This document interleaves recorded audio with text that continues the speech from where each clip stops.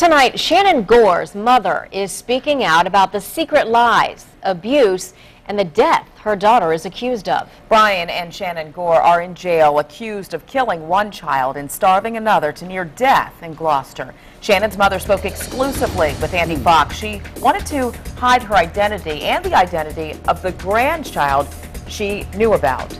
Nicole, Gloucester County Sheriff's Office detectives first went to the Gore home on an unrelated burglary case involving Shannon's possible involvement in the stealing of gold bullions, gold bricks. Now, when detectives entered the home, they failed to find the gold, but say they found something much more important than that, a 6-year-old probably 1 week from starving to death.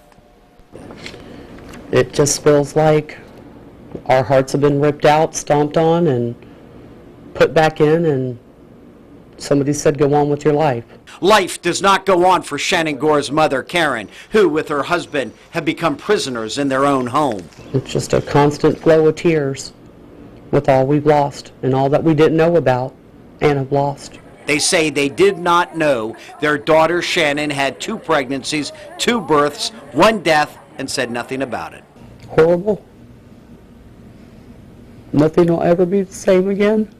All the alleged lies revealed during a bust April 28th at Brian and Shannon Gore's mobile home. Karen's husband went to check on Shannon because they had not heard from her and were concerned, a neighbor told Shannon's dad. That Brian had been arrested and Shannon went away in an ambulance with the baby. The baby, this little boy, born March 23rd. Karen knew about this child because he was born after the Gores were married and not kept secret from the world. How many children does your daughter have? And blown away by that very question. Karen first learned the truth over the phone when a detective asked her that blow-away question. I said, well, she's got the one son that she just had 5 weeks ago. And he said, no, ma'am, she has a daughter. And I said, no, absolutely not. No way that she could have a daughter. I've seen her just about every single day of her life, and there's no way she could have concealed a pregnancy.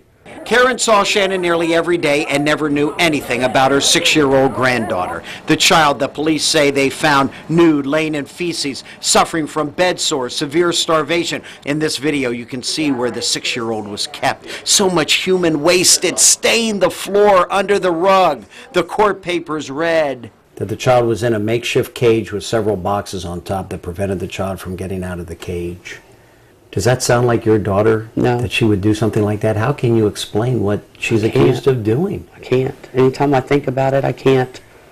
I really can't wrap my head around the child that I raised and just the beautiful personality, the beautiful spirit. I can't grasp it. Karen speaks with Shannon in jail every day. Lots of questions with only unsatisfactory answers. Shannon, how could you have done this? Yes. And her answer? Her answer is usually just tears. I don't think she has I really truly believe she doesn't have an understanding. It's like she shut down after the baby died. After Shannon's first little boy died in 2007, Shannon's mother says his birth, his death, his entire existence, a secret. That his parents were embarrassed that they were not married. Brian admits to police the 7-month-old died while in his care. And looking back, Karen says she did notice a depression with Shannon around the time of the son's death. Mentioned something to her, but Shannon dismissed it as nothing. But Shannon's defense team will say it was something. It was something significant that changed Shannon forever. I think he'll find what me as her mother theorizes, that something went wrong terribly in her mind after he died. Oh, there's so many troubling things here. This is troubling. Karen had a strong relationship with Shannon. You could see them hugging there in that home video. Homeschooled her, saw her, spoke to her. How could Karen not possibly know that Shannon was pregnant twice with her grandchildren? I asked Karen, did you ever see the 6-year-old granddaughter in the mobile home? When Karen gave the answer to that question, well, I was shocked. That story tonight at 6.